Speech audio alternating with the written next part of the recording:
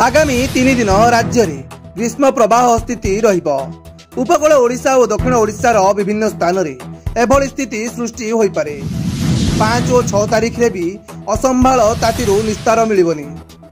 पाणीपाग विभाग एभली पूर्वानुमान करिछि। बुधवार बालेश्वर, भद्रक, गजपति, जगतसिंहपुर और पुरी रे ग्रीष्म प्रवाह स्थिति रही पारे। जाजपुर, केन्द्रापड़ा, कटक, खोर्धा, नयागढ़ और गंजाम रे भीषण गरम और गुळुगुळी होई पारे। गुरुवार और शुक्रवार मध्य ग्रीष्म प्रवाह बही पारे। एही 3 दिन कालबैशाखी प्रभाव में उत्तर ओडिशा और दक्षिण ओडिशार अल्प किछि स्थान में घड़घड़ी सह वर्षा होई पारे।